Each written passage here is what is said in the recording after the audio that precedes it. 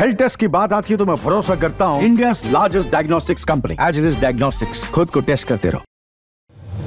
आपल्या सर्वांचं मुंबई तक मध्ये मनपूर्वक स्वागत। राज्यामध्ये 288 ठिकाणं मतदान झालं, मतदान प्रक्रिया पार पडली। आता उत्सुकता लागलेली आहे की कोणतं सरकार येईल, कोणता उमेदवार येईल आणि कोणता उमेदवार पडेल। मात्र बीड मध्ये 6 विधानसभा मतदारसंघ येतात। आष्टी असेल, बीड असेल, परळी असेल, केज असेल आणि दुसरीकडे पाहायला गेलं तर गेवराई असेल, माजलगाव असेल।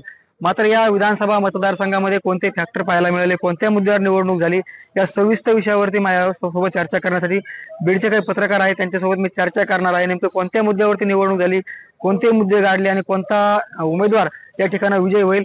माझ्यासोबत सुरुवातीला जे सकाळचे पत्रकार आहेत, दत्ता देशमुख ते आहेत, त्यांच्यासोबत चर्चा करणार आहे। काय सांगाल, कोणते मुद्दे या निवडणुकीमध्ये गाडले आणि काय होईल नेमकी बीडमध्ये? आपल्याला ज्याप्रमाणे वाटलं होतं तसं ही निवडणूक निश्चितपणे एक दिलासादायक बाब म्हणजे जातीवरती फार गेली नाही, हे मला निश्चितपणे नमूद करावं लागेल।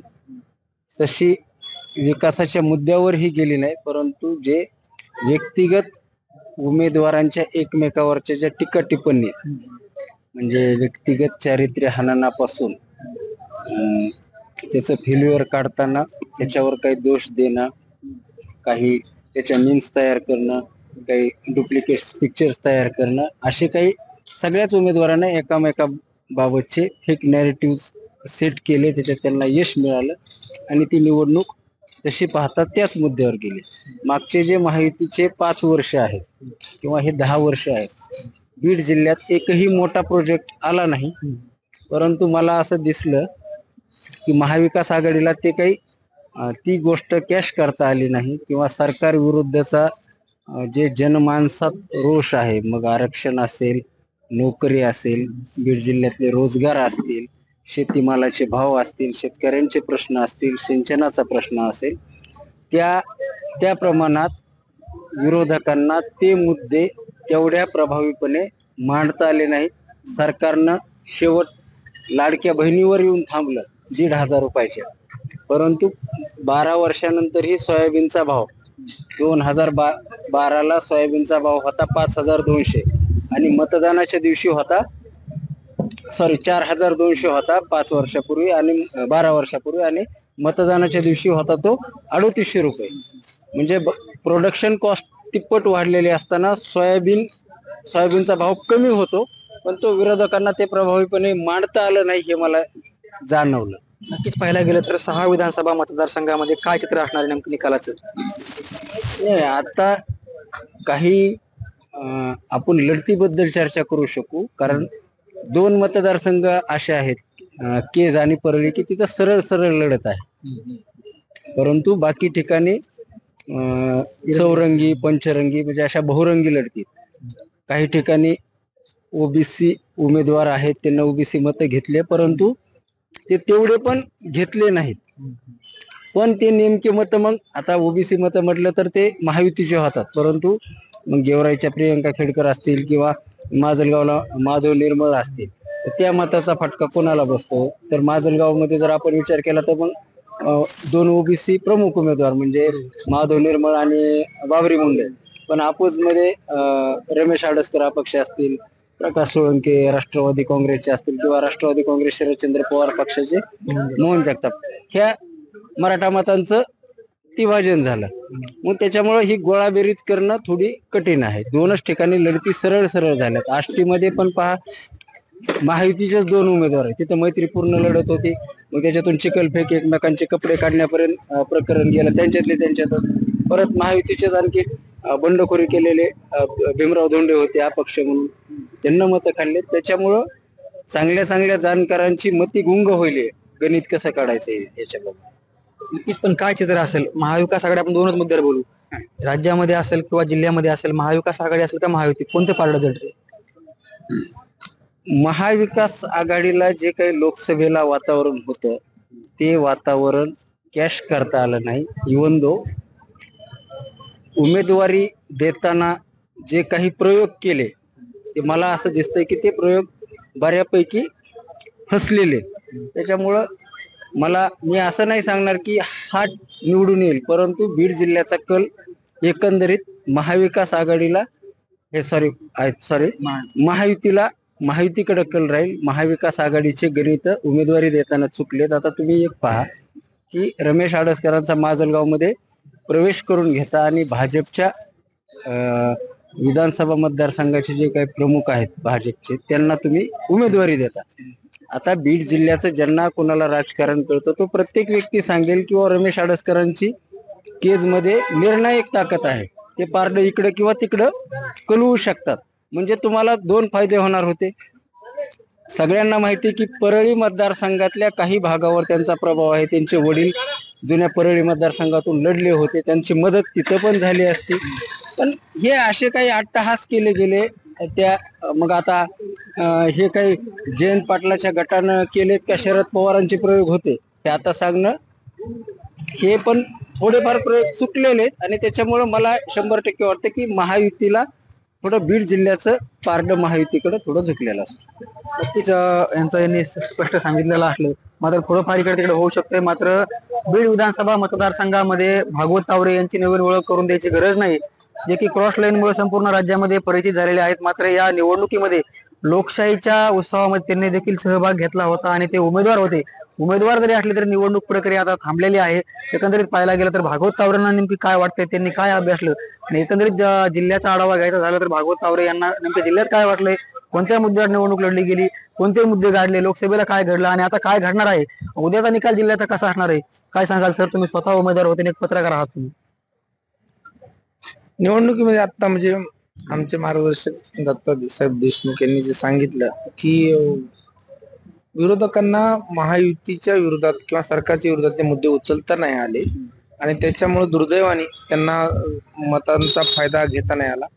आणखीन दुसरा एक त्यांनी जो मुद्दा नमूद केला, आघाडीकडून काही चुका झाल्या म्हणा किंवा जसे अपेक्षित उमेदवार येणं अपेक्षित आहे तसे उमेदवार देण्यात आले नाही. मुस्लिम आणि मराठा मतदारांमध्ये आघाडीकडचा कल दिसून आला, मात्र तो उमेदवार म्हणून नाही. उमेदवार त्यांना पात्र वाटला का अपात्र वाटला का त्यांना संयुक्तिक वाटला त्यापेक्षा ते तसा टक्का त्यांना मिळाला, मात्र त्या पातळीवर नाही मिळाला. जर उमेदवार चांगले असते तर म्हणजे अनेक मतदारसंघामध्ये जर उमेदवार बदलले असते तर आघाडीचा एक मोठा मतदार आहे जो की सरकारच्या विरोधामध्ये एक भूमिका द्यायला तयार होता. मात्र माझ्यासारख्या पत्रकार आणि नवीन लोकशाहीचा अभ्यासक म्हणून मी सांगतो की आघाडीच्याच मनात होतं का अशा पद्धतीने लढायचं किंवा आघाडी या निर्वाणीच्या लढाईमध्ये अशा पद्धतीने का वागली अशी एक शंका मला येते.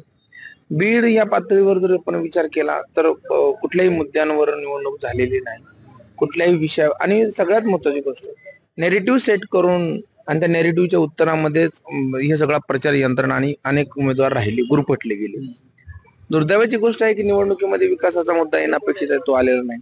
आणि तुम्हाला मी आता लोकशाहीच्या आतमधनं जेव्हा पाहतो या प्रक्रिये निवडणुकीच्या प्रक्रियेत शेवटच्या 2-3 दिवसामध्ये तर लोकांना मुद्दे वगैरे काही गौणच असतात. आणि या धर्तीवर जी काही अगदी मुकादम म्हणून आपण त्याला या निवडणुकीच्या प्रक्रियेमध्ये मुकादमांचा एक वर चष्मा राहिलेला आहे. ही लोक निश्चित करतात निकाल, मुद्दे वगैरे काही निश्चित करतात, मुद्दे वगैरे गौण असतात. ही मुकादम लोक एक प्रत्येक मतदारसंघाने आहे एक 100 मुकादम असतात आणि ते मुकादम ठरवतात की वारं कुणीकडे घेऊन जायचं कुणीकडे यायचं. ही एक अत्यंत गंभीर अत्यंत चिंताजनक गोष्ट आहे निवडणुकीच्या लोकशाहीमधली. नक्कीच पाहायला गेलं मात्र 6 विधानसभा मतदारसंघात कसं चित्र असेल आपण पाहू शकतो की परळी आणि आष्टीमधील निरगुडीच्या जवळची जी बेदरवाडी आहे दोनच ठिकाणी अपवादक आहेत की वादविवाद घडले, मात्र जिल्ह्यामध्ये शांततेत मतदान झालं. या विषयावर काय बोलायला आपण पाहू शकतो की परळीमध्ये काही बुथांवर देखील तोडफोड झाली, मशीन फोडल्या, सीसीटीव्ही बंद पाडले गेले. काय चित्र नेमके आपण लोकसभेला देखील पाहायला मिळालं होतं आपल्याला. लोकांनीच अशा प्रकारचे शक्तींना ताकद दिलेली आहे. मशीन फोडण्याची वेळ काय येते, मशीन का फोडली जाते, त्यांना हिंमत कुठून मिळते, ती तो खरा म्हणजे हा प्रश्न माझ्यासारख्या पत्रकारांना किंवा न विचारला पाहिजे, तुम्ही पोलीस यंत्रणेला विचारलं पाहिजे. परळी सेन्सिटिव्ह आहे हे लोकसभेपासून निश्चित झालेलं आहे. आणि मग पोलीस यंत्रणा काय करत होती, पोलीस यंत्रणेचं काम आहे ते या जिल्ह्याच्या पोलीस अधीक्षकांना विचारलं पाहिजे. परळीमध्ये असा प्रकार घडत असताना तुमची यंत्रणा काय करत होती. आणि दुर्दैवाने अशा प्रकारच्या घटना जेव्हा होतात त्या प्रस्तावित असतात, त्या प्रायोजित असतात आणि त्याच्यामध्ये केवळ व्यक्ती नसतात, त्याच्या पाठीमागे एक यंत्रणा असते.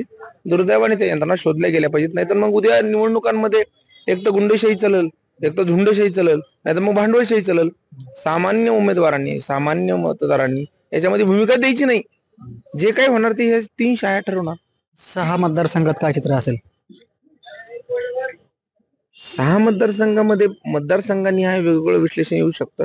मात्र एकूण पाहता महायुतीसाठी अनुकूल वातावरण आहे आणि महायुतीच्या विरोधातले जे उमेदवार आहेत त्याचं डिवायडेशन मोठ्या प्रमाणावर झालेलं आहे, म्हणून महायुतीला फायदा होईल. सरळ सरळ लढती झाल्या असत्या तर आघाडीला फायदा झाला असता. मात्र भारतीय जनता पार्टी आणि महायुतीच्या सगळ्याच नेत्यांनी त्यांच्या यंत्रणेने त्यांनी खूप सुंदर प्रकारे नियोजन केलं. त्यांनी सरळ सरळ लढती होऊ दिल्या नाहीत.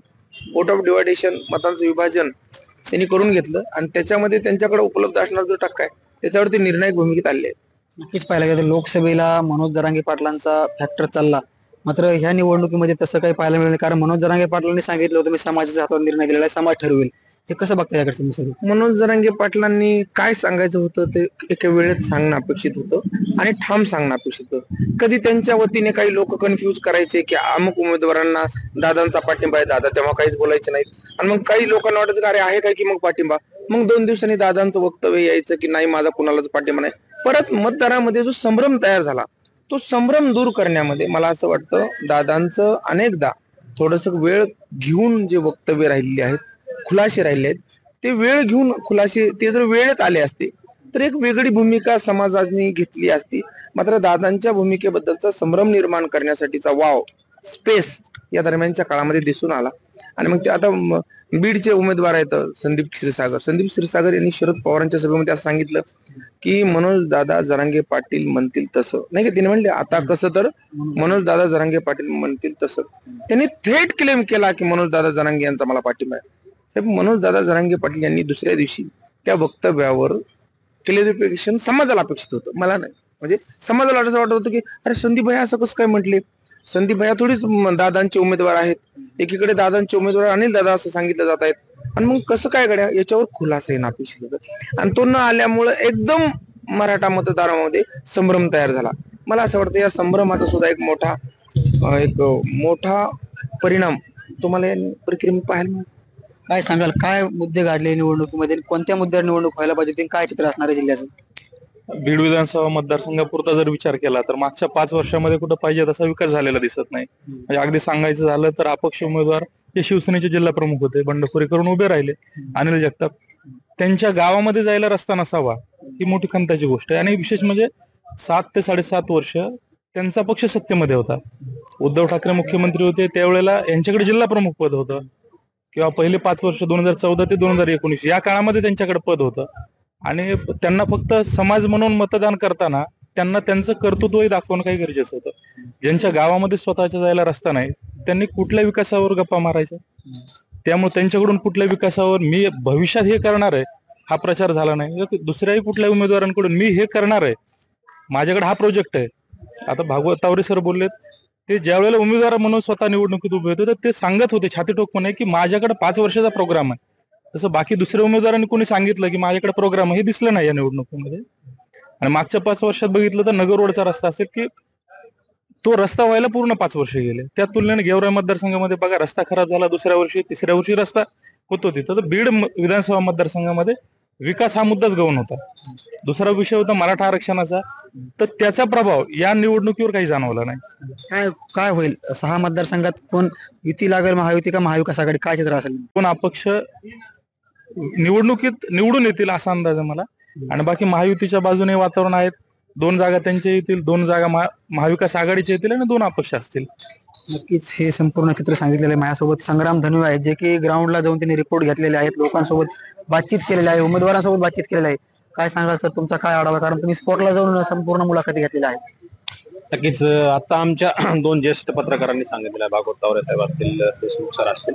मात्र मलाही काही बोलायचं आहे. ते म्हणजे आम्ही जर पाहिलं तर काही मतदारसंघामध्ये आमच्या मतदारांना त्यांचा मतदानाचा हक्क बजावता आला नाही. म्हणजे फार सगळ्या 6 मतदारसंघापैकी आमचा बीडचा फार टक्का कमी आहे आणि लोक संभ्रमामध्ये होते. आता सांगितलं देशमुख सरांनी आणि तावरे सरांनी की टक्का कमी याच तेच कारण आहे की लोकांना संभ्रमामध्ये राहावं लागलं त्यांना की कुणाकडे जायचं नेमकं. म्हणजे हा एक गट्टा असा होता मतदारसंघामध्ये की आम्हाला आदेश येणार आहे आणि आम्ही तिकडे जाणार आहोत. शेवटच्या 2 दिवसापर्यंत त्यांना वाटत होतं की आम्हाला आदेश येईल, आम्ही तिकडे जाऊ. मात्र तसं झालेलं नाही आणि त्यामुळे त्यांना काय वाटलं की मग आता आमचा अजेंडा असा राहिलेला आहे की भारतीय जनता पार्टीच्या विरोधामध्ये मतदान करायचं आहे. मग मतदान करायचं तर कुणाला? मग महाविकास आघाडीचा उमेदवार असेल किंवा मग तुतारीचा उमेदवार असेल त्यांना मतदान करायचं आहे. मग त्यांना मतदान करत असताना समोरच्या व्यक्ती जर व्यवस्थित नसेल किंवा मग आता देशमुख सरांनी सांगितल्याप्रमाणे उमेदवार जर योग्य नसेल तर मग कुणाकडे जायचं? अशा नाईलाजानं काही महायुतीच्या उमेदवाराकडे लोक गेलेले आहेत आणि तिकडे गेलेले आहेत. म्हणजे महायुतीच्या लोकांना इथला मतदार संभ्रमामध्ये असणारा हा आपल्याकडे कॅच करण्यामध्ये यश आलेलं. त्यांनी ज्या ज्या मतदारांमध्ये असं समजा नेरेटिव्ह सेट करून लोकांना सोबत घेता आलंय तसं केलेलं आहे. त्याच्याबरोबर अंतिम टप्प्यामध्ये निवडणुका जाहीर होण्याच्या अगोदर काही प्रलोभन जे आहे ते शासनाकडून देण्यात आले सत्ताधाऱ्यांकडून. मग त्यात लाडकी बहीण असेल किंवा वयश्री असेल किंवा इतर काही योजना आहेत त्या मुद्दे जे आहेत ते महाविकास आघाडीला खोडून काढता आले नाही. त्यांनी फार कॅच केलं सगळं वातावरण. 2-2 हजार रुपये देऊन आणि तात्काळ सगळे पैसे इतर योजनेतून होईना पण काढलेले पैसे तात्काळ त्यांनी 4-4-4.5 हजार जे आहेत ते त्यांच्या खात्यावर थेट दिल्यामुळे तिथल्या लोकांना असं वाटलं की बा कुणी नाही कुणी पण आम्हाला भाऊ झालेला आहे किंवा मग कुणी आम्हाला बघितलेला आहे. आमचे जरी 1500 रुपये पुरत नसले तरी आमचे 3 बाजार होतात. अशा लोकांचे जे आहे ते मतप्रवाह येत होते आणि त्यामुळे इथल्या लोकांना असं वाटलं की बाबा आता ह्या सगळ्या गोष्टी आमच्यासाठी कोणीतरी करतंय आणि असं व्हायला पाहिजे. ते महाविकास आघाडीला खोडून काढता आलं नाही. दुसरा एक तोच मुद्दा आहे सरांनी सांगितलेला की इथं उमेदवारी देत असताना वेळेवर उमेदवार दिले गेले नाहीत आणि शेवटच्या तारखेपर्यंत हाच उमेदवार असणार आहे. त्याच उमेदवाराची जी आहे ती चर्चा असताना मध्येच तिसरा उमेदवार दिल्यामुळे तिथेही लोक संभ्रमामध्ये पडले आणि काही विचारांच्या बाजूने जात असताना लोकांना सुद्धा वाटलं नाही की बाबा हा उमेदवार आपल्याला यायचा होता आणि तो कसा काय आला नाही असं म्हणून सुद्धा उमेदवारांना त्या ठिकाणी दिल्यामुळे लोक संभ्रमामध्ये राहिले. आणि मतदारसंघामधली चर्चा वेगळी असताना तिथल्या उमेदवाराला कसं मतदान करायचं बाबा हा असा त्यांच्यापुढे सगळ्यात मोठा सवाल असल्यामुळे लोक संभ्रमात राहिले आणि बीडचा जो आहे तो टक्का कमी झाल्याचं पाहायला मिळालं. 6 विधानसभा मतदारसंघात काय होईल आपण पाहू शकतो की गेवराई असेल किंवा आष्टी विधानसभा मतदारसंघ असेल अपक्ष उमेदवार देखील पाहायला मिळतात की जे स्टँडिंग आमदार होते, एक माजी आमदार होते. काय चित्र असेल संपूर्ण जिल्ह्याचं 6 विधानसभा मतदारसंघ? सगळ्या विधानसभा मतदारसंघामधलं विविध विधानसभाचं वेगळं असू शकतं. मात्र आपल्या बीडचंही सांगायचं झालं आणि बाकीच्या इतर मतदारसंघामध्ये बऱ्याचशा लढती आहेत. खरं तर परळीमध्ये 2च रंगामध्ये लढत होती, दुरंगी म्हणजे एकमेकांच्या आमने सामने लोक असलेले आणि परळी मधलाही उमेदवार जो आहे तो देता आलेला नाही चांगल्या पद्धतीने महाविकास आघाडीला शरद पवारांना. तिथं जो चांगला उमेदवार असता तर तिथं धनंजय मुंडेंना रोखता आला असता असं म्हटलं होतं. मात्र तिथं राजसाहेब देशमुखांना काँग्रेसमध्ये आयात करून जे आहे ते आणण्यात आलं आणि काँग्रेसमध्ये आणता असताना राजसाहेब देशमुख हे स्थानिकचे नाही आहेत, परळीचे नाहीत, ते बाहेरचे उमेदवार आहेत असंही म्हणण्यामध्ये लोकांना यश आलं. नाही तर महाविकास आघाडी धनंजय मुंडेंचं तिथं फार चांगलं जम आहे. तिथं लोकांच्या पसंतीस उतरणं किंवा मग लोकांचं मत कसं मिळवून घ्यायचं हा सगळा हातखंडा धनंजय मुंडेंकडे फार पूर्वीपासून आहे. मग गोपीनाथ मुंडेंच्या काळापासून त्यांच्याकडे हा सगळा तिथं सगळं सेटअप त्यांच्याकडे आहे. त्यांनी ते करून दाखवलेलं आहे. दुसरीकडे केजमध्ये 2च पद्धतीची लढत होती. मात्र तिथं नमिता मुंदडांच्या कामावर खुद्द भारतीय जनता पार्टीचे लोक नाराज असल्याचं आम्हाला पाहायला मिळतं. मी सुद्धा तिथं ग्राउंड लेवलला गेलो होतो. साठेंना सुद्धा बदलायची इच्छा होती मात्र नमिता मुंदडांना नाही. मग साठेंपेक्षा वेगळा कुठला तरी पर्याय तिथं नसल्यामुळे साठेंना निवडू शकतात तिथले लोक आम्हाला केजमध्ये पाहायला मिळतं. आष्टी पाटोद्यामध्ये सुद्धा 2-3 ठिकाणची लढत आहे. मग त्या ठिकाणी धोंडे होते, तिकडे सुरेश दस होते, महबूब शेख होते, आजबे होते. आजबेंना त्या ठिकाणी फार काही मतदान मिळणार नाही कारण आजबेंना कोणीतरी उभा केलाय असं तिथं नेरेटिव्ह सेट करण्यात आलं. तशी चर्चा सुद्धा आम्हाला पाहायला मिळाली की आजबेंना मैत्रीपूर्ण लढत कशी काय. इकडं महायुतीचा उमेदवार सुरेश दस असताना मैत्रीपूर्ण लढत म्हणजे महायुतीलाच जो आहे तो फटका तिथं बसणार आहे. त्यामुळे आजबेंना कोणीतरी उभा केलं आणि त्या ठिकाणी आम्ही अलीकडच्या काळामध्ये आम्हाला दुर्दैवाने हा लढा पाहायला मिळाला ओबीसी विरुद्ध मराठा आणि तिथं धोंडेंना जे आहे ते ओबीसींनी फार सहकार्य केलं असल्याचं बोललं जातं. मात्र तसं सुद्धा ओबीसीमध्ये सुद्धा सुरेश दसांची चांगली क्रेज आहे असं तिथं पाहायला मिळालेलं आहे. त्यामुळे आता धोंडे की सुरेश दस या दोघांमध्ये लढत आहे. गेवराईमध्ये पाहायला गेलं आपण तर तिथं अमरसिंह पंडित माफ करा विजयसिंह पंडित आणि बदामराव पंडित या दोघांमध्ये लढत झालेली आहे. तिकडे वंचित बहुजन आघाडीचा उमेदवार फार स्ट्रॉंग चाललेला आहे. म्हणजे वंचित बहुजन आघाडीनं दलित ओबीसी आणि हा सगळा फॅक्टर कॅच केला असल्यामुळे तिथं विजयसिंह पंडितांना थोडासा धोका आहे असं सुद्धा बोललं जात आहे. त्यामुळे बदामराव पंडित की विजयसिंह पंडित हे सांगितलं जाईल. बीडमध्ये दोघाच भावामध्ये फाईट झाली आम्हाला पाहायला मिळालं आणि बीडमध्ये विशेष करून फार कमी टक्का मतदान झालाय. सगळ्यात जास्त संभ्रमामध्ये बीडचे लोक होते. संदीप क्षीरसागर विरुद्ध योगेश क्षीरसागर अशी लढत होती आणि इथं संदीप क्षीरसागर हे ओबीसी होते मात्र ते इकडे महाविकास आघाडीच्या कला नव्हते. संदीप क्षीरसागरांकडची वोट बँक जी आहे ते विभागली जाण्याचे फार मोठे चान्सेस आहेत. मग इथं मेटे होते, जगताप होते, खांडे होते, इकडे तावरे होते, असे बरेचसे 4-5 उमेदवार असल्यामुळे संदीप क्षीरसागरांची वोट बँक जी आहे ते कमी झाल्याचं आम्हाला पाहायला मिळालं लागेल, मान्य करावं लागेल. दुसरीकडे योगेश क्षीरसागर यांना ओबीसीचा फार मोठा गट्टा असताना संदीप क्षीरसागरांची मतसंख्या आपल्याकडे वळून घेण्यामध्ये फार यश आलेलं आहे. त्यामुळे संदीप क्षीरसागर की योगेश क्षीरसागर इथं बीडचं असं मला वाटतं एक पत्रकार या नात्यानं ग्राउंड लेवलला गेल्याच्या नात्यानं मला असं वाटतं की शेवटच्या फेरीपर्यंत विजय कोणाचा असेल सांगता येत नाही, योगेश की संदीप क्षीरसागर. आणि फार झालं तर मला वाटतं 2 ते 5 हजाराच्या आतमध्ये हितला निकाल लागेल बीडचा, अशी सगळी परिस्थिती आहे. जिल्ह्यात महायुती असेल का महाविकास आघाडी? महाविकास आघाडी लोकांचा मूड महाविकास आघाडीचंच आहे. मात्र महायुतीच्या लोकांना काही नेरेटिव्ह सेट करण्यामध्ये आणि उमेदवार देण्या घेण्यामध्ये फार यश आलेलं आहे आणि ते काहीही करू शकतात महायुतीवाले सत्ता मिळवण्यासाठी. त्यामुळे महायुतीची सत्ता येऊ शकते. काहीही म्हणतो मी, काहीही मध्ये सगळं झालं, ते काहीही करू शकतात. निवडणुका जिंकण्यापासून, लावण्यापासून आणि निवडणुकीची प्रक्रिया पार पाडण्यापासून ते काहीही करू शकतात. नक्कीच निवडणुका पार पडल्या, मतदान झालं, मात्र आता निकालाची उत्सुकता लागलेली आहे. 6 विधानसभा मतदारसंघामध्ये काय होणार हा निकालच आपल्याला पाहावा लागणार आहे. मात्र असं जरी असलं तर जे मुद्दे लोकसभेला होते ते मुद्दे गाडले नाहीत. एकंदरीत पाहायला गेलं तर विधानसभा निवडणुकांचा निकाल जे आहे ते 23 तारखेला लागणार आहे. मात्र हा निकाल काय असणार आहे हा येणाराच काळ ठरणार आहे. मात्र इथले जे स्थानिक पत्रकार आहेत त्यांनी आपल्याला सविस्तर जे आहे ती माहिती आपल्या समोर मांडलेली आहे. मुंबई तकसाठी योगेश काशीद, बीड.